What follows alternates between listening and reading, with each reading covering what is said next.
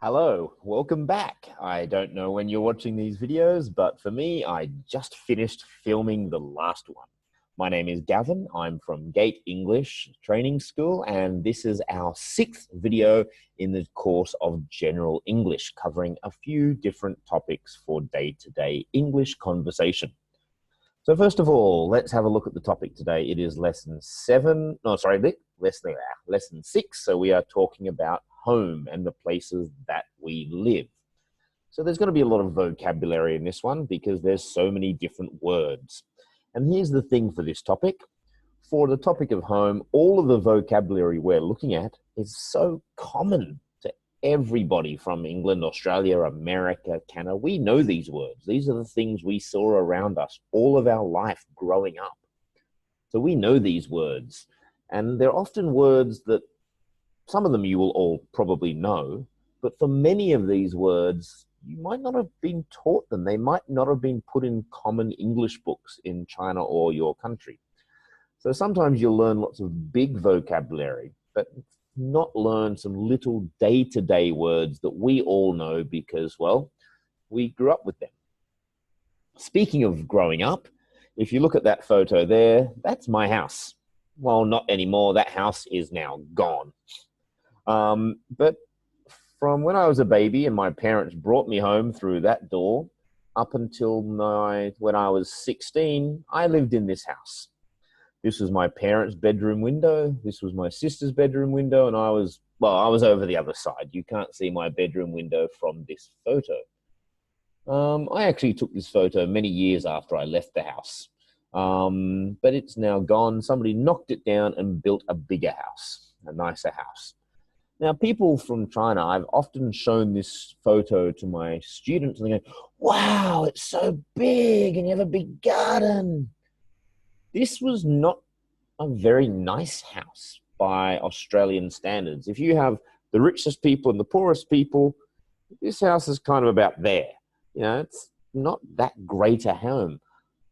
95% of Australians, when I was growing up, lived in houses, many of which were much, much better than my house. So we had a front garden, we had a back garden. This is a carport where the car would park underneath there. So that's my home. I spent 16 years living there. So it was very, very common to live in a house. This is a house, by the way. Most people in China live in an apartment, which is a tall building with many, many, many homes inside the building. Houses in China are very expensive things. So let's look at some common basic conversation for this topic. This photo here was actually a place we stayed, my wife and I, when we were on holiday in the Philippines. Quite a nice little place there. We would sit up here in the evening and have drinks and dinner and watch the sun setting over the water. A beautiful place to sit in the evening. But this is what we would just call maybe a cabin. So where do you live? I'm going to talk about my home. I can give two answers, my home in Weihai and my home where I am currently in Australia. So in Weihai, I say, I live in a 3-bedroom apartment right near the beach. In Australia, I say, I live in a 4-bedroom house in Wallsend. Wallsend is a suburb area of Newcastle, the city where I live. It's in the west of Newcastle. Okay, so where you live can mean two things, the location as well as what kind of home you live in. We'll come back to the kind of home in a bit more detail here. So is your home big? Well, the house I live in now in Australia is quite big. Like I said, there's 4 bedrooms. At the moment, one of those rooms doesn't have somebody in it, but the other 2 rooms I have my housemates living there. And there's also a dining room and a living room and a kitchen and a small garden, not a very big garden. So I'd say it's an average-sized house in Australia. Quite common for most homes and houses in Australia to have 3 or 4 bedrooms. Not many people live in 1 or 2 bedroom houses in Australia. So what kind of home do you live in? Now, for most people, they would just say, I live in an apartment. If you're Chinese, probably 95% of you live in apartments. So you can just say, I live in an apartment. But we can add a bit more information. You could say, I live in a large modern apartment near the beach, or I live in a small one-bedroom apartment in the middle of the city. So you might talk about big, small, old, modern, how many bedrooms it has, where it is. You might talk about which floor you live on. Now, for people outside of China, all over the world, there's many different kinds of homes. So we're going to look at some of the different kinds of homes around the world later. Next question, do you live in a house or an apartment? So that's the same thing. Just I asked this question because I want to make sure my students know the difference. House is one floor, maybe two, one building. You and your family live in this home. No other families live there. You might share a home or a house with other people, but you don't generally have two doors. There's one main door to go into the house. An apartment, usually more than 4 or 5 floors, up to 30, 40, 50 floors, with many, many, many, many, many different families living in that building. Who do you live with? In China, I live with my wife. When I'm currently studying in Australia, I live with 2 housemates, one lady and another guy who's working.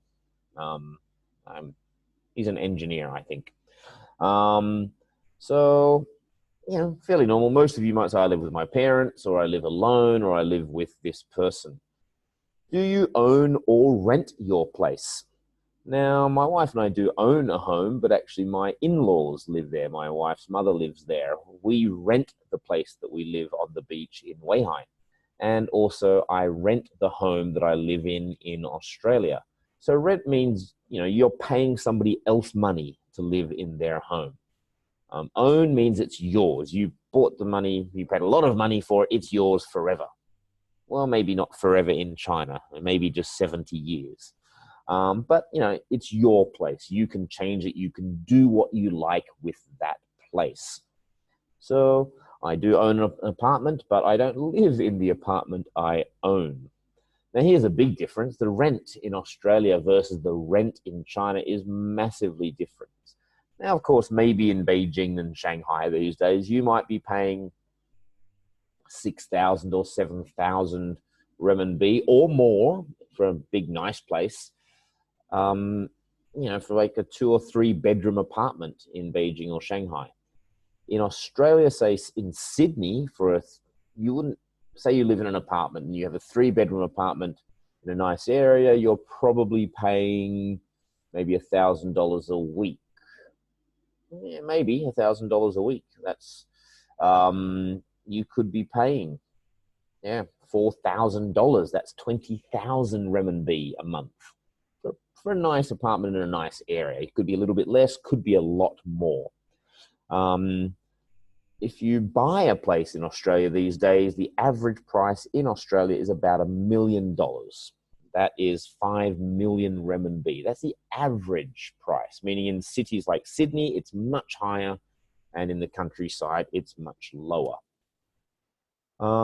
Let's have a look here at different kinds of houses. So I'm just going to show you the photos, and I just want you to think, do you know what kind of home this is? And also have a think, would you like to live there? The first one I showed you a second ago.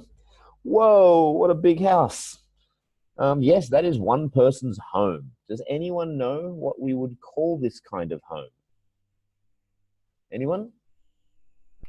That is a mansion.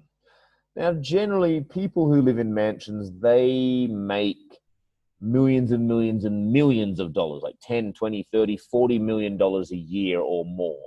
Because people that, this place would cost you 30 or $40 million to buy, and you'd probably spend $1 million a year on looking after it. So normally a mansion is a place that you have servants looking after you. You'll have a swimming pool. You'll have a tennis court. You'll have a theater or cinema to watch movies inside. You'll have maybe 7 or 8 extra bedrooms. So you have your bedroom, maybe your children's bedroom, and then you have lots of guest bedrooms. You'll have a big kitchen with a room for the staff to, you won't cook, your staff will cook if you live in a mansion. And they might even live at the back of the mansion.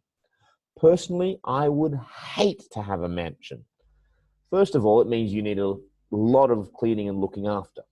Now, of course, you're rich. You don't do that yourself. You have other people doing that for you. But I don't want lots of other people running around my home. I want it to be my place where I can, be home and relax by myself. So I hate the idea of a mansion. I don't want all that big space to look after. And if you're there by yourself, walking around a big home on your own, that would feel, maybe a little bit scary. Walking down at night, you hear a noise, but I'm here alone. Who could that be? That would be scary. I'd hate to live in a mansion. Okay, then we have something smaller. This is more of a British style home out in the countryside. Does anyone know what this would be called? Cottage, a little cottage out in the countryside. Now, I would much rather have a cottage. In fact, this is quite a big cottage. It's got 2 floors and probably maybe 4 bedrooms, 5 bedrooms. But it's a nice size. It's not too big to look after. I probably wouldn't even want a cottage this big. So this is a cottage. I wouldn't normally use the word cottage in America, not even in Australia. It's definitely a British thing, an English thing to have a cottage. And again, the main thing about a cottage is it's not in the city. It's usually out in the countryside in the middle of a farming area. It's usually made of stone with the roofs like this. It's made for cold weather. That's why we don't have homes like this in Australia where it's so hot. So here we have something that's not quite as big as a mansion, but certainly a nice size house.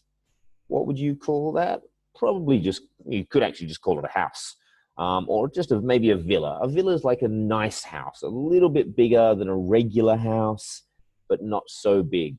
Maybe your villa, you'll have a swimming pool and a big garden. It's probably 2 floors. Here it's actually 3. You can see there's another floor up here. In fact, looking at that, I think they have an elevator to go up and down the floors. That's pretty impressive. So a villa's a nice size. I guess I wouldn't mind living in a villa. You might still have people to come in and clean, but they don't live there. In a mansion, it's so big, they're cleaning full time. In a villa, you might have a gardener comes once a week, a cleaner comes once a week. You do have money, but you're not super, super rich there. So a villa's quite a nice size house, I think. Now in China, especially in Beijing, you might have the Courtyard. And what would we call this in English? So inside, in the middle of the house, you have this area. That is a courtyard. So probably the best way to translate this would be a courtyard house. Now, outside of China, I know in ancient Greek and maybe in some places in modern Greece, they would have homes like this, but generally it's more of an Asian thing, especially Chinese, maybe Japanese as well, and Korean. So this would be a courtyard home. I'd call that a traditional Chinese courtyard house. So I know that in Beijing, in the hutongs around the middle of Beijing, there's a lot of courtyard houses. And they're quite nice. I've had a few friends live in those that I've gone to visit. But if I was living in Beijing, I would love a courtyard house. I think they're beautiful. And of course, they're historical, they're traditional. They look really nice. Now, quite a common thing in cities. So villas and, cottages. Villas would be outside of the city. Cottages would be outside of the city. Maybe more in the city, but not in the very, very center of the city. A little bit outside of the city center, you have this kind of housing where the houses are all connected and touching each other.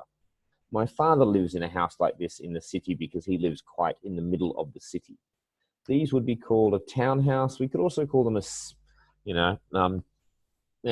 a townhouse. It's maybe got a small garden out the back and it's close to the next one there. So we have townhouses. I know there's townhouses in America, there's townhouses in the UK, and there's townhouses in Australia. There are other words depending on where you go. In Australia, we might call them terraced housing, but they'll usually have a balcony at the top and bottom. What about this? If you're really lucky, some people get to live on something like this. Now, this is the kind of thing I would absolutely love to live on. Does anyone know what this is called?